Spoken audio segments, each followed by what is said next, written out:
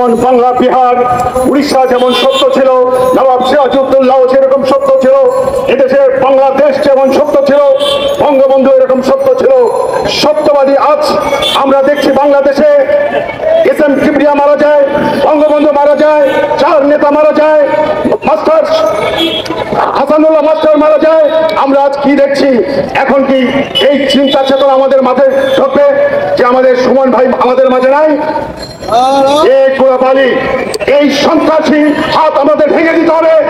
এদেশের মানুষের মুক্তির জন্য একজন মানুষ আজ আমাদের মাঝে এসেছেন। তিনি হচ্ছেন ধ্রুব তারার মতন, তিনি হচ্ছেন নক্ষত্রের মতন, তিনি হচ্ছেন চাঁদের মতন একজন সন্তান। সেটা হলো ব্যারিস্টার সৈয়দ সুমন ভাই। তিনি আজ আমাদের মাঝে এমপি হয়ে এসেছেন। শুধু এমপি হয় না, মানবতার পরিবারা নয়, তিনি একজন মানবতার মানুষ হয়ে এসেছেন। যে এই দেশে মানুষ মানবতার জন্য পাশে এসে দাঁড়ায়, আর এই পৃথিবী থেকে বিদায় নিতে হয়। বাংলাদেশ বাংলা ভাষা যত আছে, যে দেশেই বাংলা ভাষা আছে, ব্যারিস্টার সুমন ভাই ততদূর সেই দূরেই থাকবে না। শুধু তাদের অন্তরের প্রাণের মধ্যে আমাদের ব্যারিস্টার সুমন লুকায়িত আছে। এবং প্রত্যেকটা যুব সমাজ, প্রত্যেকটা তরুণ, প্রত্যেকটা খেলোয়াড় যারা আজ বিভিন্ন দেশ থেকে দেখছেন, তারা আজ বুঝতে পারছেন ব্যারিস্টার সুমন একটা পারমাণবিক বোমা। এই পারমাণবিক বোমাকে কখনো রুখতে পারবে না ইনশাআল্লাহ। বঙ্গবন্ধু বলেছিল আমাদের বাঙালি জাতিকে কখনো দাঁড়ায় রাখতে পারবে না। সুমনকে মেরে কখনো বাংলাভাষী বাংলার মানুষকে দাঁড়ায় রাখতে তোমরা পারবে না।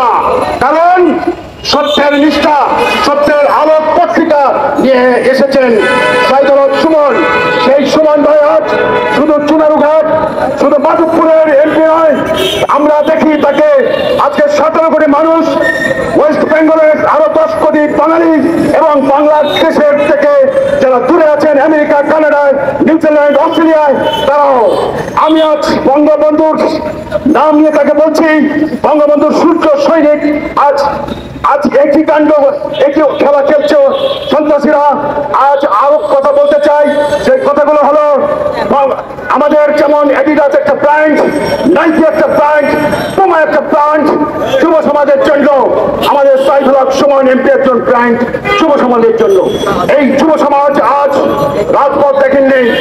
আজকে 64টা ডিস্ট্রিক্টের থেকে যদি আছে লোক, তাহলে 64টা লোক আজ ঢাকা শহরে পিছায় যাবে। সাইদুল হক সুমন একটা পারমাণবিক বোমা। এই বোমাকে আপনারা কখনো দাঁড়ায় রাখতে পারবেন না ইনশাআল্লাহ। কারণ সে হলো সত্যের উপসব। সত্যবাদিতা, ক্ষুদিরাম যেমন সত্য, বিতলতা যেমন সত্য, বঙ্গবন্ধু যেমন সত্য, আমাদের সাইদুল হক সুমন একটা সত্য। এই সত্যবাদীকে কখনো দাঁড়ায় রাখা যায় না। ভাইরা আমার, আজকে আপনারা সত্যবাদীরার জন্য আপনাদের রক্ত যদি থাকে তাহলে একটু গরম হন।